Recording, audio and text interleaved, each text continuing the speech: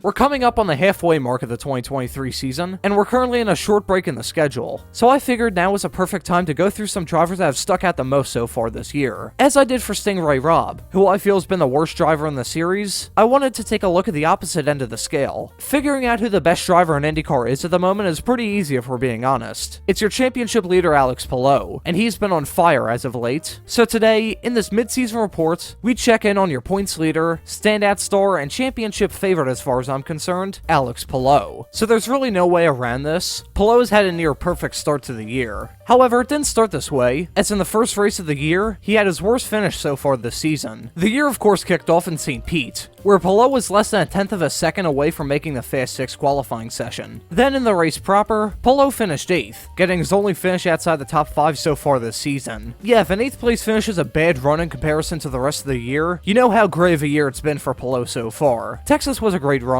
finishing 3rd from a 7th place start, and leading a total of 22 laps. Long Beach was a bit of a step back, starting 4th, finishing 5th, and leading 2 laps. As of me making this video before Mid-Ohio, Barber is the last race where Palou hasn't led a lap, but he still finished in the top 5. Then came the month of May, where he was very close to pulling off the Indy sweep. Palou got his first of 3 wins so far this year at the IMS road course, where he led the most laps in the process. Then came the Indy 500, where he set the fastest pole speed in the history of the race at 234.217 miles an hour. Entering the race, Palou was my favorite for the race win, and really everyone else's favorite as well. Early on, this looked like a smart call, as Palou was up at the front throughout the first half of the race. But after Stingray Robb hit the wall in turn 1, the yellow flag pit stops that followed led to a crash between Rinus VeeKay and Palou on pit exit. Palou's race, while not over, was effectively neutered. Well, I say that, even with that massive setback, the man still finished 4th, which is just ridiculous. Palou was certainly the fastest car that day, and had the crash not happened, it would have certainly been an Indy win to make this year even more special than it's shaping up to be. Then we moved on to the glorified grocery store aisle of the brand new street course in downtown Detroit, where Palou had a fine drive, winning in dominant fashion. Then of course was Road America, where he took his 3rd win of the season after a botched strategy call from Andretti Autosport. Currently, Palou is 74 points ahead of Marcus Ericsson in the championship standings, which is the largest gap we've seen in IndyCar in years. The most points you can gain on another driver in a single race is 49, so Palou is in a very comfortable lead at this point. IndyCar has been on a streak since 2006. Ever since Dan Weldon won the championship in 2005, every championship battle has gone down to the last race of the season, and if there was any year for that streak to be broken, this would be it. Palou seems unstoppable at the moment, and barring an absolute catastrophe, he'll get his 2nd series championship this year in a commanding way. Now don't put the crown on his head yet, we aren't even halfway through the year, but if I was a betting man, I'd be putting my money on the number 10 driver more than anyone else. He's been the apex predator so far this year, the gold standard if you would, so to push him off the top step will take a lot of strength, and maybe even a wrecking ball. Thank you all for watching, and have a great afternoon.